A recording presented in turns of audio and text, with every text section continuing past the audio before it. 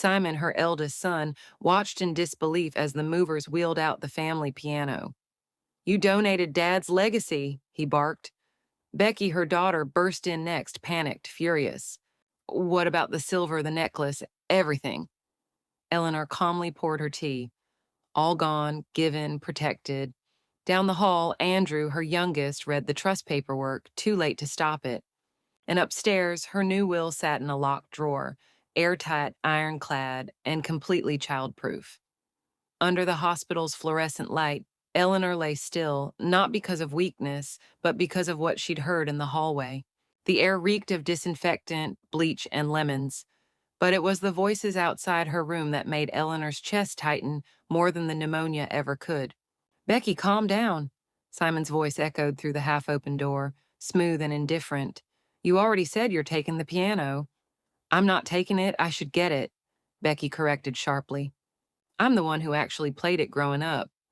"Barely," Andrew snorted. "Whatever, the house is the real prize. I checked Zillow, it's worth at least $500,000 now, even in this dumpy part of Boise." Eleanor's fingertips curled under the hospital sheet. She stared at the ceiling, throat raw, not from the oxygen tube, but from the way their words sliced deeper than any scalpel.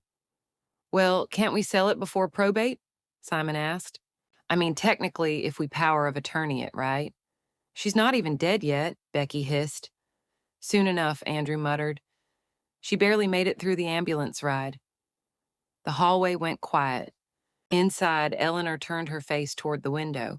Raindrops freckled the glass like Morse code, tapping out a warning. Beyond it, the hospital parking lot glowed in yellowish streetlight, slick with drizzle.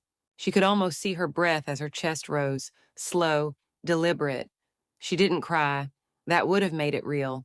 Instead, she reached for the phone, resting beside her water cup, and pulled up her messages. The touchscreen trembled under her fingers. To Mabel, message, I need to borrow a little space. Her thumb hovered for a second, then sent. Mabel had been her student once, shy, brilliant, eager hands, and quiet confidence. Now she ran a small music studio just outside town. Eleanor hadn't seen her in nearly a year, but she knew loyalty when she heard it in a child's recital. She lowered the phone, heart drumming, slow and heavy. The sharp scent of lemon-scrubbed tile made her nauseous now. A nurse walked in with a clipboard, smiled too brightly. "Vitals in 10, Miss Hartman. Can I get you anything?" Eleanor shook her head, lips pressed thin. "Number, I have everything I need." The door clicked shut again. Alone, Eleanor stared at the television across the room, muted, flickering. A cooking show where everything looked tasteless. She had raised 3 children, paid off the house, buried a husband, spent 40 years teaching other people's children shape and patience and posture. And still, her children's first reaction to her illness wasn't fear, it was calculation. She sat up slowly, the IV tugging against her skin like a leash. Her body ached, but she ignored it, reached again for the phone. This time she scrolled to her contacts, thumb stopping at the name she hadn't dialed since last tax season. Miriam Adler, attorney. She pressed call. 3 rings, then a click. "Ellie?" came Miriam's gravelly voice. Eleanor didn't waste time. "I'm not dying," she said, her voice rough but even. "But I am ready to start a plan." A long pause, then Miriam replied, "Tell me everything." Eleanor smiled for the first time in days, a small, dangerous smile that didn't reach her eyes. The silk ribbon frayed at the edges, the plastic daffodils bent in unnatural angles, and the whole thing hung from the door knocker by a single loop of twine. Eleanor stared at it from her front step, suitcase handle clenched in one hand, grocery bag in the other. The house was supposed to smell like memories. Instead, it smelled faintly of lemon pledge and something synthetic, like someone had tried to scrub away her. Becky opened the door before Eleanor could knock. "You're back," she chirped. Her hug was brief and one-sided. "We tied it up for you. Don't overdo it." Inside, the living room was sterile, pillows rearranged, frames replaced. Eleanor's crocheted throw, the one she'd made the winter after Henry died, was gone. In its place, a store-bought fleece printed with pine cones. Eleanor set her bag down and tried not to blink too fast. "Where's the piano bench?" "Oh," Becky said, flipping her hair over one shoulder. It was wobbly, so I took it out. You shouldn't be sitting on unstable furniture. Took it where? To Goodwill, I think. Or the garage, honestly, I can't remember. I boxed up a bunch of stuff for safety ping, decluttering. Eleanor's hands twitched. She walked into the hallway without a word. The kitchen had new placemats. Her spice rack was gone. In the dining room, one of her mother's candle holders, the brass one from Germany, sat in a cardboard box marked shed sale. Then came Simon's voice from the back hallway. Hey, Mom, just a heads up, I changed the garage code. The old keypad was buggy. The new one's in the drawer if you need it. She stopped in the doorway. You changed the garage code? Yeah, I mean for safety, and Becky kept forgetting it. He looked up from his laptop, sprawled out at her dining table like it belonged to him. Oh, and Andrew said you should consider signing a limited power of attorney just to help manage bills while you rest. Becky nodded behind her. It's just a technicality, Mom. You don't have to do anything. He'll just have access in case of emergencies. I think I'll wait until the pneumonia fog clears, Eleanor said softly, smiling like she'd forgotten how to be sharp. That night, when the house quieted and her kids retreated to their own homes and excuses, Eleanor began her real tour. Room by room, she walked slowly, barefoot on the hardwood floors. Her heels clicked just once in the empty guest room, a noise that echoed more than it should have. She opened a drawer in the bedroom labeled Donate in thick Sharpie. Inside were Henry's cufflinks, gold-rimmed, given on their wedding night. She closed the drawer gently, but not before slipping them into her robe pocket. The next morning, she made herself a quiet breakfast, oatmeal, cinnamon, no sugar, and called a locksmith. Tomorrow morning, she told him discreetly. In the coat closet, she pulled down a tape box labeled Holiday. Nestled between a snowman wreath and two broken strands of lights, she found a folder she hadn't seen since Henry's funeral, the will still unsigned. She sat down on the entryway bench, the hallway light casting a long shadow over her lap as she opened it.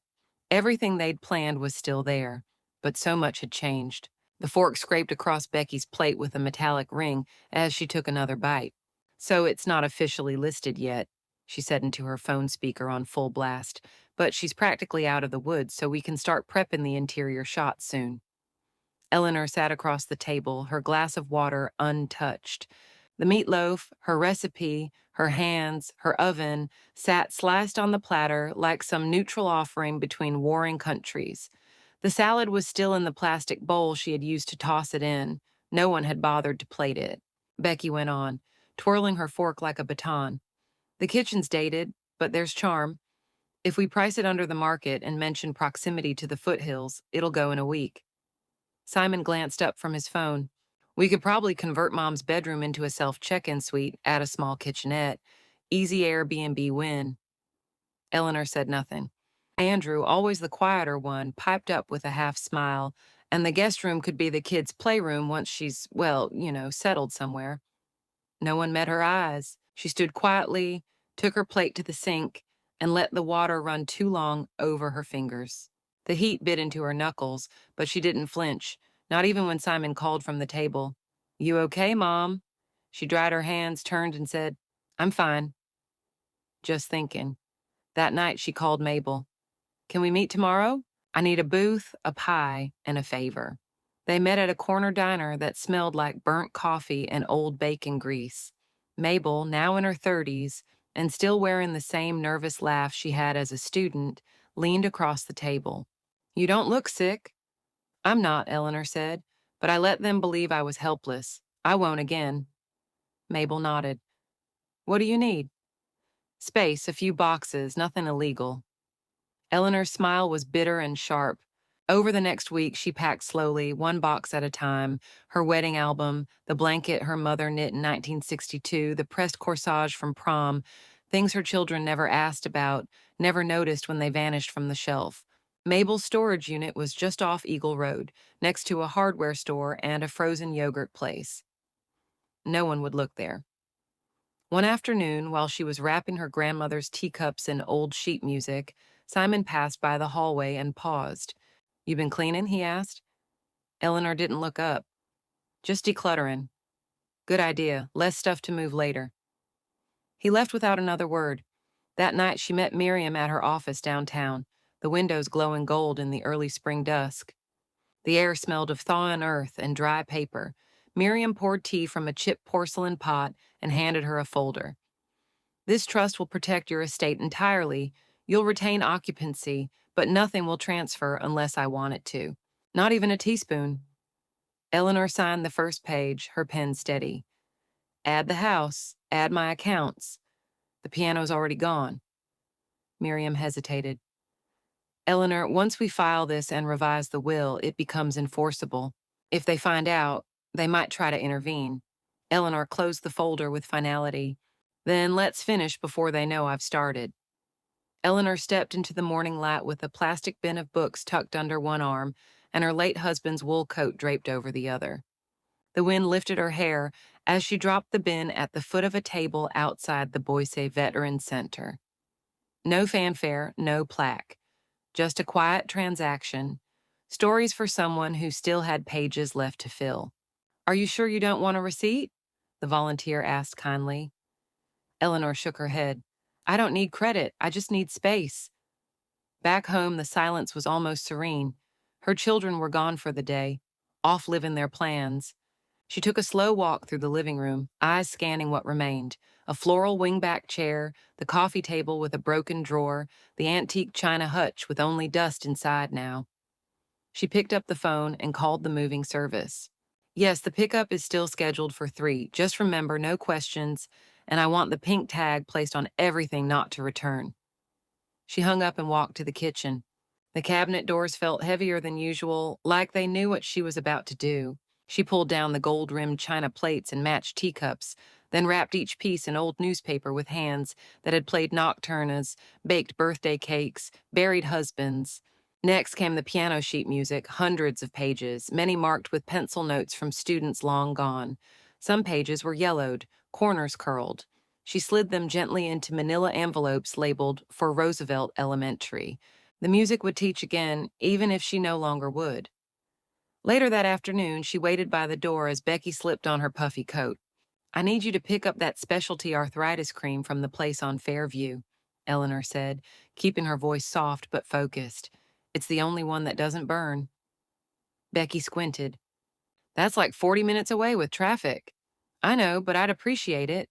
She left before Becky could argue, grabbing her purse with the new bank account forms inside. While her daughter grumbled into the car and backed out of the driveway, Eleanor sat at her desk and pulled open the laptop Simon hadn't bothered to password lock after using it to check the home's Zillow value. In under 15 minutes, every bank password was changed, every autopay redirected. She opened a new account at a credit union that none of them used, titled it in her full name. Eleanor C. Hartman, trustee, and transferred funds. Simon arrived later that evening, slouched in the doorway with his arms crossed. Did someone come by today? Eleanor looked up from her book with feigned innocence. Why? The living room looks hollow. Oh, she said, closing the book gently. I'm simplifying. Clutter makes me feel crowded. He blinked, confused. You got rid of Dad's armchair? It didn't sit well with me anymore. He stood there for a beat, unsure whether to push or walk away. He chose the latter. When he left, Eleanor exhaled, retrieved the document scanner from the closet, and laid out every important file she had: property title, insurance forms, health directives. She scanned and uploaded each one to a private cloud folder labeled Winter Files, a password only she knew, hidden behind a sequence of piano key letters, CEAGF. She sat down at the dining room table that night and took out 3 pieces of thick stationery. No fancy handwriting, no poetic endings, just words, simple, honest, final. To Becky, you always wanted the china. I gave it to someone who would use it to feed strangers. To Simon, you cared more about what I owned than how I was, so I gave what I owned to people who cared. To Andrew, I hope your kids never make you feel like this. She folded them carefully and wrote, open when ready on each. Then she opened her nightstand drawer. Inside, beside a half-used lavender hand cream, she placed a single envelope. She pulled the DNR form from its folder, smoothed the edges, and slid it in. She turned it so the words faced up. She placed a do not resuscitate directive in her nightstand drawer, facing up. Eleanor stood in the back room of the Ada County Historical Society, fingers grazing the satin collar of her wedding dress for what she knew would be the last time. The dress, preserved in a box for decades, still carried the faintest whiff of cedar and pressed roses. The volunteer archivist gently took it from her arms, unaware she was lifting the weight of a lifetime. "We'll display it next spring in the Weddings Through the Ages exhibit," the woman said, her hands respectful. "It's lovely. The stitching, did you do this yourself?" "My mother," Eleanor answered, her voice steady. She had small hands and too much hope. As she walked out into the chilled Boise morning, a small velvet box pressed against her palm, her husband's watch still ticking, still warm from the curve of her hand. Later that day, she entered St. Luke's Hospital, not through the patient wing, but the volunteer entrance. She asked to speak with Karen, the program director of the scholarship raffle. "Are you sure?" Karen asked when Eleanor opened the box. "I wore it to every recital. He gave it to me when I opened my first piano studio. It should help someone begin their future the way he helped mine." Karen blinked back sudden tears. "Do you want a receipt?" "No," Eleanor said gently. "I want a legacy." Back home, she reached into the linen closet to retrieve the old photo albums, 3 thick-spined, heavy with plastic sheets. On the 3rd page of the second album, she noticed something was missing: gaps, empty slots. She turned the page and found a neat stack of curled photographs shoved beneath a loose sheet. Water damaged, some smudged. Becky had tossed them, or at least deemed them unworthy of framing during her redecoration spree. Eleanor sat at the kitchen table under the amber light of a tired bulb, smoothing the photos out one by one, her father holding a 4th of July sparkler, her children in swimsuits on the Snake River shore, her husband's hand on her waist the day before chemo. She gathered them with care and slid them into a padded envelope. On the front, she wrote her niece's name, Lena, followed by an Oregon zip code and one line, "Keep our story safe." The next morning, Eleanor walked into a modest studio tucked behind a high school music building. Her former student, Danny, now a full-time music teacher, looked up in surprise. "Miss Hartman," she gasped. "What, are you okay?" Eleanor smiled. "I'm better than I've been in years. I came to ask if you've got room in your life for a very old friend." Behind her, 2 movers wheeled in the upright piano, scratched but elegant, keys worn from decades of scales, lullabies, and teenage meltdowns. Danny covered her mouth with both hands. "I can't accept that. That piano is your soul." "No," Eleanor said softly. "It was mine. Now it's yours." Danny stepped forward, hand trembling as she ran it across the polished wood. "You don't know how many nights I dreamed of owning one. And that one." Eleanor just nodded. "Teach someone who needs it. Let it live again." That evening, back at home, Eleanor opened a thin black ledger she'd hidden beneath the floorboard in her closet. She turned past blank pages until she reached the first clean sheet. With her fountain pen, she wrote, "Final legacy. Wedding dress, Ada Historical Center. Watch, St. Luke's Hospital raffle. Family photos, Lena, Oregon. Piano, Danny Lee Music Studio." The door creaked open behind her. She looked up just as Simon stepped inside, unannounced, his brow furrowed. Outside, 2 men were strapping the piano into the back of a moving truck. Simon glanced from the window to his mother. "You're giving it away," he said, voice low and incredulous. Eleanor closed the book calmly. "It was never yours to keep." The sunlight crept across the hardwood, painting Eleanor's dining room in a soft amber glow. She stood before the tall glass hutch that once displayed her grandmother's china and her wedding crystal. Now, only her own faint reflection stared back at her, older, firmer, untouched by sentiment. Simon slammed the front door hard enough to rattle the shelves. "It's gone," he barked. "You gave it away." Eleanor didn't flinch. She simply turned and met his eyes. "It's no longer yours to want." He paced like a man unraveling. "Mom, that piano, Dad bought it. That was supposed to... It was supposed to collect dust while you rented out my home by the room," she asked, voice steady. "It was supposed to become your bargaining chip." Becky burst in 15 minutes later, her eyes already scanning the house, like a shopper in a going out of business sale. Where's the silver set? She demanded. The one from the wedding? And your gold necklace. You wore it every Christmas. Gone, Eleanor said. All of it. Donated, accounted for, and legally dispersed. Becky scoffed. To who? Why are you confused? Eleanor took a breath. No, Rebecca, I'm clearer than I've ever been. Down the hall, a low ding came from the office. Andrew had taken her desktop without asking, under the pretense of updating software, and was now locked out of every account. His voice floated in, sharp with frustration. The passwords aren't working. Did you change your online banking? Eleanor smiled faintly without answering. In fact, she'd done more than change passwords. The day before, Miriam had driven over with a stack of thick stamped folders in a slim leather bag. They sat together for 2 hours, initialing here, signing there, Eleanor's pen firm with every stroke. By that afternoon, every asset, tangible and financial, had been sealed inside an irrevocable charitable trust. The piano, the jewelry, the antiques, the investments, the land title, all accounted for, all removed from reach. No probate, no loopholes. Her children weren't disinherited. There was simply nothing left. That evening she lit the fireplace, even though the weather didn't call for it. She sat beside it with her rewritten will, her breath calm. Even the new document was clean, sharp, no errors. The house, now deeded to a local nonprofit that served displaced seniors, granted her full lifetime occupancy. The nonprofit would take over fully after her death. She placed the signed copy into a fireproof envelope and tucked it beside her medical documents. Then, carefully, she scheduled a FedEx delivery of the trust paperwork, timed for 2 days after her follow-up checkup, just in case fate decided to play unkind again.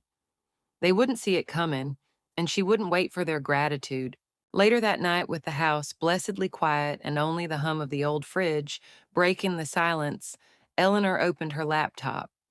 The screen glowed a cold white, bouncing off her face like a mirror. She clicked the camera on. Her face appeared, lines deeper now, eyes more direct than they'd ever been. She inhaled. My name is Eleanor Hartman. I'm 68 years old. I am of sound mind and body. Everything I've done legally, ethically, and intentionally. Her voice did not tremble. My children may tell a different story, that I was manipulated, that I was confused, that I was unfair. She leaned forward, eyes fierce. But what they never considered is that I was watching. I heard them divide me up like luggage before my body was even cold. So I acted quietly, lawfully, and with love. Just not the kind of love that lets someone rob you while you're still breathing. She stared into the camera. If you're seeing this, it means the story is being twisted, so here's mine. She reached out and clicked save. Eleanor poured the last of the cinnamon creamer into 3 chipped mugs, placing them on the table without ceremony. The smell of maple bacon curled through the kitchen, warm and nostalgic. She had set the table like old times, scrambled eggs, toast triangles, cloth napkins folded with care. A peace offering, though no one in that room had earned peace. Simon was the first to show. He didn't bother with a greeting, just eyed the living room with a faint sneer. Place looks bare, he muttered. Becky arrived 5 minutes later in a cloud of perfume and suspicion, tapping on her phone and asking, So is this about the estate? I have a noon showing. Andrew brought up the rear, quieter, always the bridge trying to hold 2 banks that no longer wanted to be connected. Eleanor smiled without warmth. Sit, eat. They did, reluctantly, like children dragged to the dinner table. Forks scraped plates, and the air buzzed with unspoken expectations. So, Becky finally asked, slicing through a piece of toast like it had wronged her, you said it was important. It is, Eleanor said, folding her hands.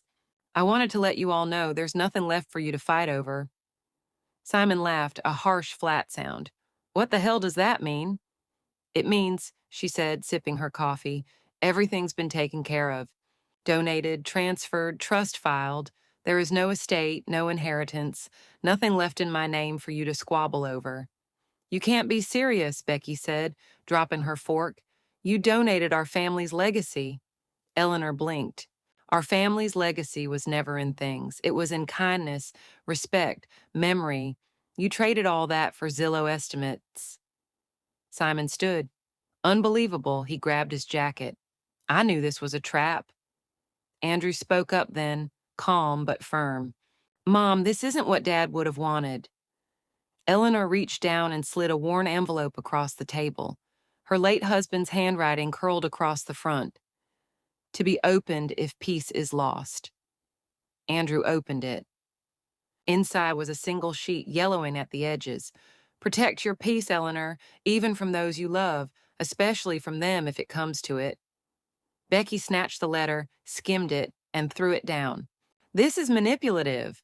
No, Eleanor said, rising, her voice like steel beneath silk. Manipulation is hosting brunch and pretending you care just to check a balance sheet. This, she gestured to the table, is clarity. Simon was already at the door. Good luck dying alone. Eleanor didn't respond. She just picked up the empty coffee mugs one by one and placed them in the sink. Andrew lingered. You really don't care how this ends? Eleanor turned to him, eyes gentler now.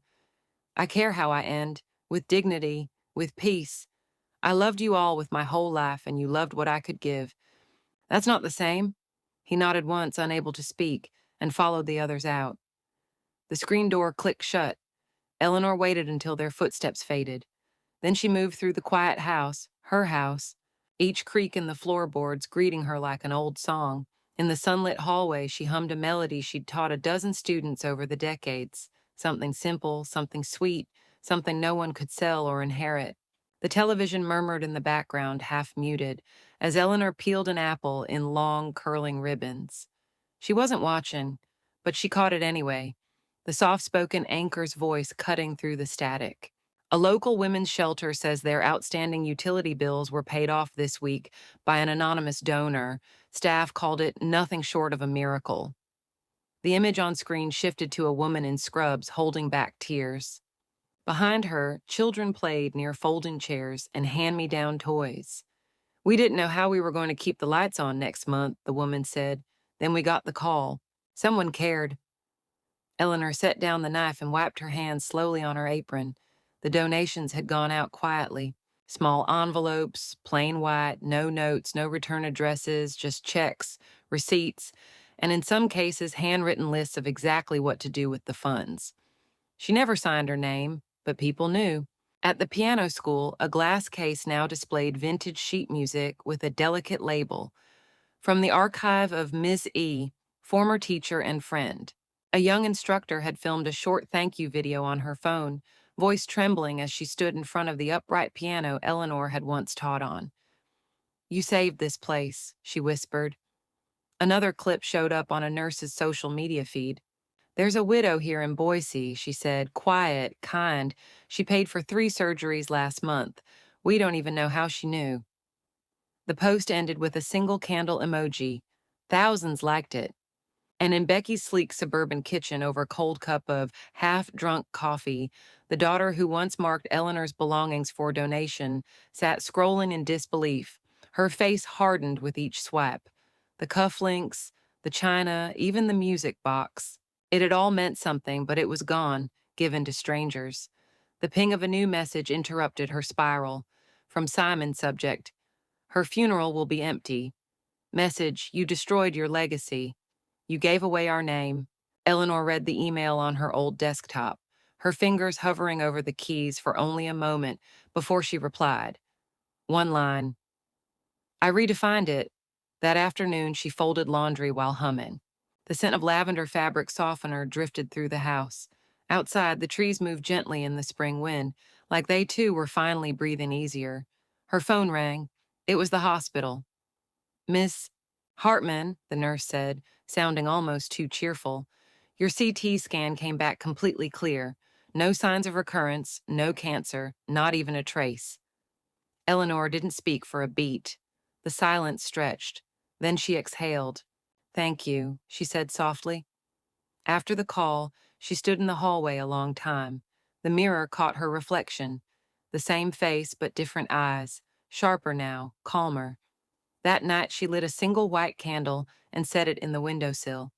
Its flame flickered against the glass, casting a slow-moving glow across the hardwood floors.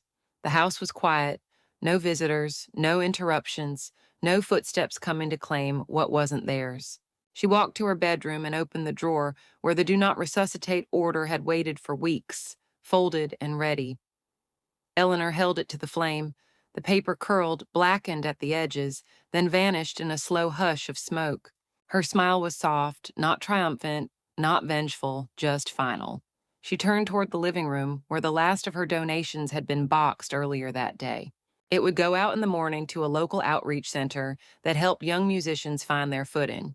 Her legacy would no longer sit behind glass or in bank accounts. It would move, it would play, it would survive.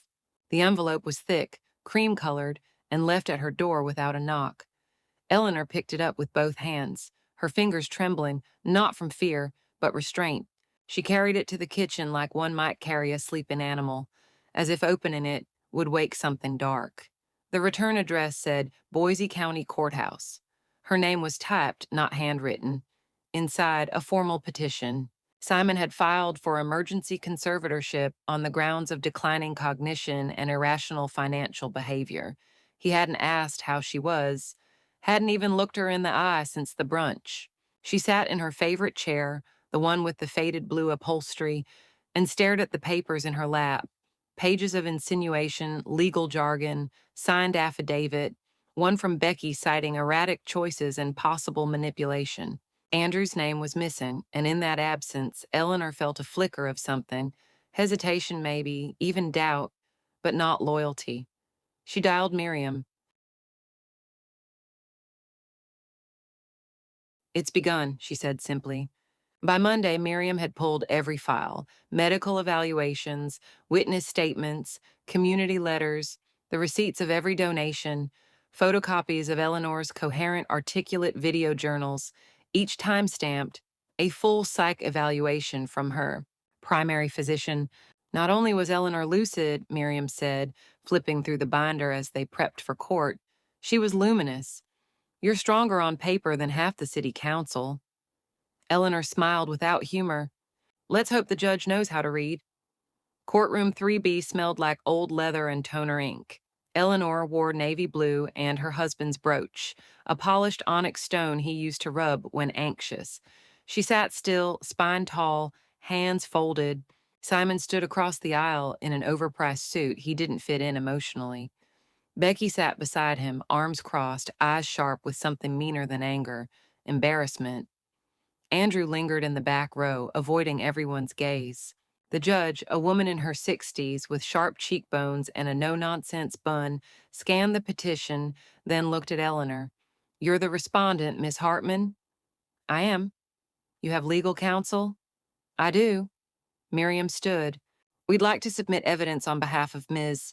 Hartman's full autonomy and mental fitness, including verified donations, asset protection filings, and her recent psych evaluation, conducted by a state-certified neuropsychologist."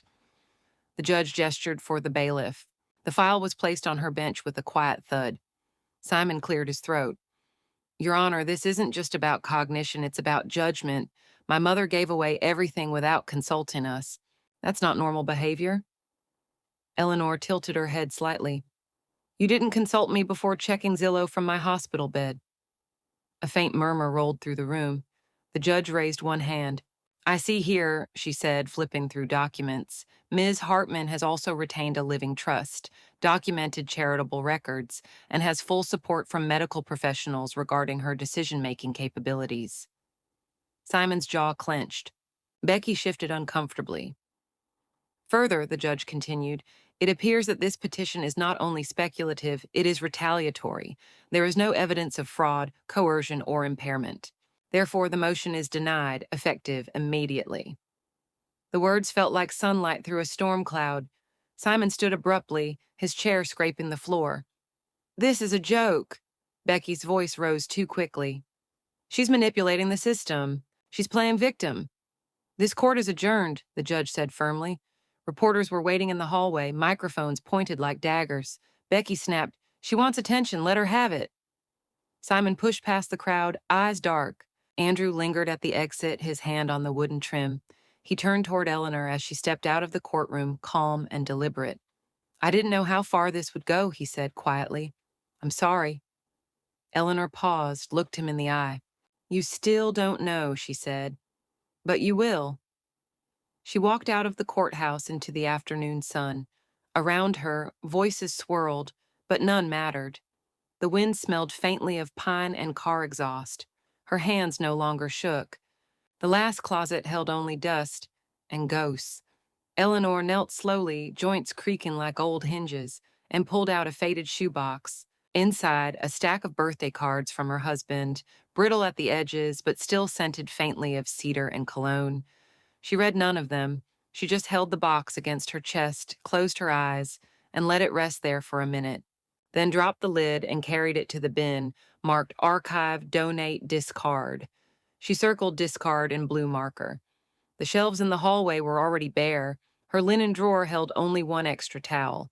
Even the glass cabinet that once displayed porcelain cups now stood empty, its mirrored back reflecting nothing but her own calm face. Clean spaces, clean exits. There were no locks to check at night anymore, no drawer to wedge shut with a ruler. What she hadn't donated, she'd gifted. What she hadn't gifted, she'd shredded. And what she hadn't shredded, she'd buried. Literally. Now, for the first time since her hospital stay, Eleanor breathed in fully. The air in her house had changed. It smelled of lemon oil and old wood and peace. At the community library 2 neighborhoods over, she shelved biographies twice a week. No one knew she used to teach music. No one cared. That was the magic of it. One Thursday afternoon, a girl with faded pink braids approached her at the checkout desk. Miss Eleanor, she asked. Eleanor looked up. My sister said to thank you. You paid for her motel for a month, gave her time to get out. Eleanor smiled softly. Tell her I said she already had what she needed. She just needed the world to shut up long enough to find it. The girl blinked, then ran back to the computer station. At home, Eleanor sat with a legal pad and a cup of wheat green tea. Across the table sat 2 teenage girls from the local shelter, Cassandra and Joy, scribbling expenses in pencil. Joy's voice was small but steady. If I cut the energy drink habit, I can save $18 a week. That's enough for a bus pass. That's enough for choices, Eleanor corrected her gently. Cassandra tapped her pen against the table. How did you know how to do all this? Eleanor smiled. Because once I didn't. She taught them how to track receipts, how to recognize manipulation disguised as kindness, how to pause before signing anything. She used no lectures, no sermons, just stories and tea. Later that week, Eleanor called Miriam. You still have the paperwork? I do, Miriam replied. You're sure? Completely. They met at a diner. Eleanor signed her medical power of attorney across the dotted line. I want decisions made by someone who listens, she said, sliding the form back to Miriam, not someone who's waiting for me to forget where I put the spoon. Driving home, Eleanor passed Becky's silver SUV parked 2 houses down. The engine was off. Becky was in the driver's seat, staring at the mailbox, her hands unmoving on the wheel. Eleanor didn't slow, she didn't wave. She turned into her driveway, lifted the garage door, and stepped into her now silent house. There were no voicemails, no packages, no half-hearted visits. She changed into soft pajamas, made herself scrambled eggs for dinner, and watched the last of the sunlight crawl across her living room floor like a patient cat. Then she went to her writing desk. A blank page waited in her journal. At the top, she wrote in slow looping script, Day 1 after letting go. The grand piano gleamed under the spotlight like it had waited decades just for her. Eleanor stood beside it, her hands loose at her sides, her heart a steady thrum beneath her green satin dress. The fabric hugged her, now slimmer frame, retouched by a seamstress who said, You've still got fight in you. She did, but tonight wasn't about fighting. It was about claiming. The MC introduced her gently. A woman whose generosity changed lives before anyone even knew her name. Applause rolled in like soft thunder, polite but curious. Most had never met her, but they'd seen the headlines, the anonymous donor, the mystery widow, the piano school revival, all whispered about in grocery lines and community boards. Eleanor stepped forward, her heels a quiet click against the hardwood stage, no speech in hand, just music in her fingers. I was asked to speak tonight, she said into the microphone, her voice low and sure, but words never held me like music did, so if you don't mind, I'll let the keys do the talking. She sat, adjusted the bench, took a long breath. Then came the first note of Claire de Lune, slow, haunting, intimate. The room held its breath. Soft candlelight flickered across faces, stilled by the sound. Her hands moved fluidly, confidently, like they remembered every lesson she ever taught and every night she ever played for no one but herself. The music curled into corners, into memories, into marrow. Halfway through, her gaze lifted, not searching, just drifting, and there she was. Danny, near the back, hair pulled into a messy knot, eyes glassy and locked on Eleanor. She didn't clap. She didn't blink. She just mouthed it, "Thank you." And Eleanor's chest ached with the beauty of being understood without needing to be explained. The final note floated, hovered, then fell. Silence stretched for a full beat. Then the room stood, applause rising, real. No family stood to cheer, but survivors did, students did. A mother with a toddler on her hip wiped her cheek. A young man with a cane clapped with both hands. Tears on his collar. And in that space, Eleanor felt more seen than she had in years of motherhood. The MC stepped up, beaming. "Ms. Eleanor Hartman, please accept this award. Legacy of Living." The plaque was wooden, hand-carved, her name etched carefully beneath the title. Legacy not of wealth, but of will. She smiled as she accepted it, no speech needed. Danny met her in the hallway afterward. "You didn't have to come," Eleanor said softly. "I did," Danny replied. "That piano, it saved me. You saved me." They hugged briefly, quietly, no spectacle, just breath and thanks. Outside, the night air was cool, fragrant with crushed leaves, and something faintly sweet. Someone must have lit cider candles on the front steps. Eleanor descended slowly, careful on the old stone stairs. A volunteer tapped her shoulder. "Someone left this for you." She held out a small, cream-colored envelope, no label beyond the return address, S. Hartman. Eleanor took it, didn't open it. The wind tugged at the hem of her dress as she slipped into her coat. The letter crinkled in her hand. She looked back at the hall. Inside, music resumed, laughter rising now, but distant from her. She walked to her car without hurrying, without fear, just presence. Eleanor sat at her kitchen table, the morning sun slanting through the window, warm but filtered by Boise's early spring haze. Her fingers hovered over the cream envelope, her name written in a slanted script she knew too well. Simon's, unmistakably his, but shaky as if written in the back seat of regret. She slit the envelope carefully with the tip of a butter knife and slid the letter out like it might bruise if handled too roughly. The paper smelled faintly of his cologne, cedar, and something sharp beneath it, maybe guilt. "Mom," it began, "I didn't know how to say this. I'm still not sure I'm doing it right." The first few lines danced between bitterness and honesty. Simone admitted to feeling humiliated, not just by the court denial, but by the way everything had unraveled. He wrote about seeing his name absent from the trust documents, about the sting of being shut out, and then the first turn. "Maybe I deserved that," he wrote. "We treated you like a placeholder, something fading, not someone choosing." Eleanor paused, her hand flat on the page, heart steady but raw. She kept reading. "I thought I was being logical, helpful even. I didn't realize logic could be cruel." He didn't apologize, not directly, but the letter was a confession, a first. When she finished, she sat still for a long while, just listening to the refrigerator hum and the faint ticking of the wall clock. The house was quiet, like it was waiting to see what she'd do. She pulled out a fresh sheet of paper. Her pen hovered, then began. "Simon." She didn't match his tone. She didn't mirror his emotion. Her words were cool, steady, rooted in calm. She wrote about boundaries, about the difference between grief and greed, about how legacy wasn't something you earned through birthright. It was how you remembered to love someone while they were still here. She didn't say she forgave him. She said she had let it go. "This letter is not an invitation," she wrote near the end. "It is a release. For you. For me. For what could have been." No return address, just her signature, clear and unadorned.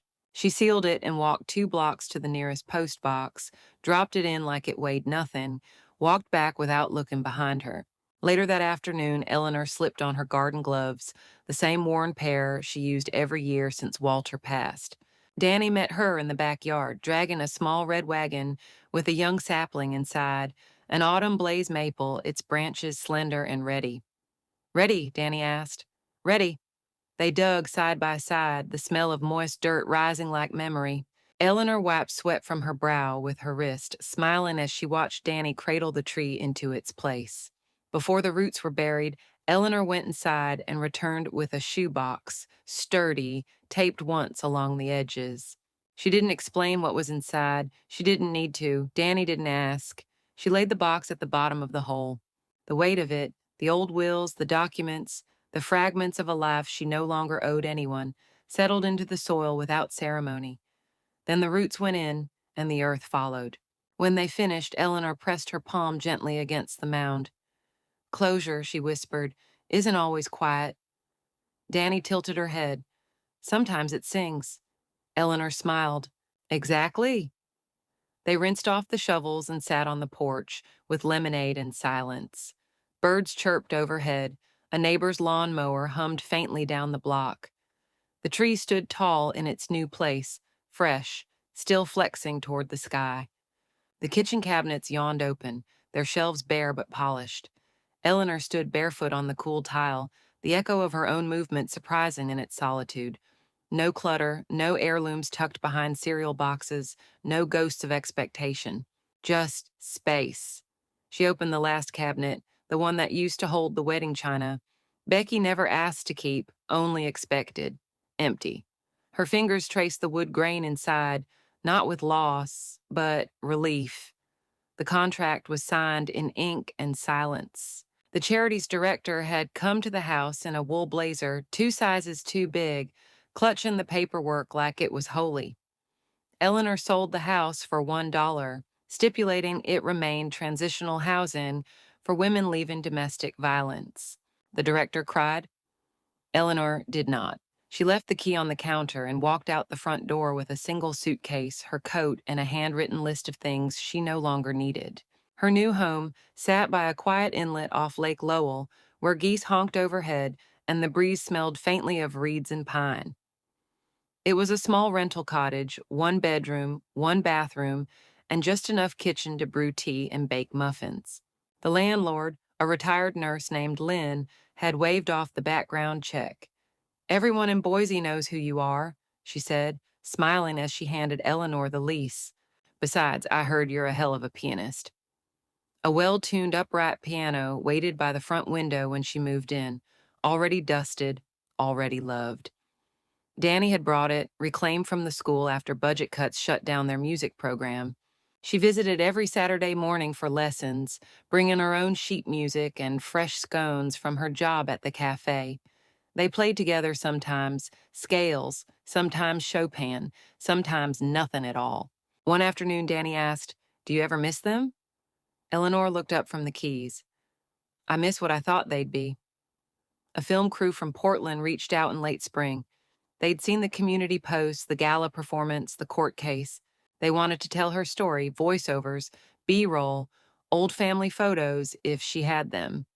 "You're a symbol," the producer said over the phone, "a kind of quiet resistance." Eleanor thanked her and declined. She had no interest in being a symbol. She had fought her battle in private, and she'd won in ways the world couldn't glamorize. Still, people found her. A volunteer at the shelter, a soft-spoken 20-something named Leah, hugged her after an afternoon training session and whispered, "You're the grandmother I never had." Eleanor hugged her back, tight and long. She never said a word, but her eyes shone like wet glass. At night, Eleanor wrote, not for an agent, not for print, not for absolution, just for the quiet satisfaction of getting it down. The words came sharp and warm, spilling out in loops and starts. She wrote about music and memory, about sharp lines in inheritance papers, and softer ones between generations. She wrote about being invisible until she decided not to be. The dedication page was the only part she signed with certainty, for those who were last in line. One day, she printed the whole thing, 200 pages, neatly double-spaced. She bound it herself using thread and glue and a soft gray cover. No title, just "Wait." As the sun sank over the lake, Eleanor stood by her nightstand drawer, holding the manuscript like a child holds a secret. The drawer creaked faintly as she opened it. She laid the book inside, shut the wood gently, and turned the little brass key in the lock. Eleanor opened the drawer of her bedside table with the intention of grabbing a bookmark, but her hand hesitated over something tucked beneath a linen handkerchief. Her fingers grazed it, cold metal, familiar shape. Her breath caught. The music box, a square of faded cherry wood with tiny ballerinas painted on the lid. The hinges creaked when she lifted it, and inside, beneath a dusting of forgotten rose petals, sat the thin gold band she hadn't worn in over 20 years, her wedding ring. She stared at it, not with longing, but with the odd ache of touching a ghost. The metal was dull now, the engraving inside, "All My Days," barely visible unless the light hit just right. She turned the ring over in her palm, once, twice. It felt heavier than she remembered, not in weight, in time. Could she give it away? She'd donated everything else, her jewelry, her keepsakes, even the ivory comb her grandmother brought from Arkansas in 1946. But the ring had stayed. Not because it was expensive, it wasn't. Not even sentimental, not in the traditional way. But because this was the thing she'd slipped off after Richard's funeral and never put back on. The thing that made her feel both tethered and abandoned. The last item that whispered, belonging. Danny knocked on the screen door that afternoon, holding 2 iced lemonades and a marker. "I'm here to help with the plaque," she said, smiling. Eleanor walked her to the backyard where the young oak tree stood, its leaves green and reaching in the afternoon light. They sat beneath it with a piece of wood Danny had sanded herself and wrote together in neat block letters, planted by the hands that let go. "Should we add a date?" Danny asked. "No," Eleanor replied. "Some things are better without a timestamp."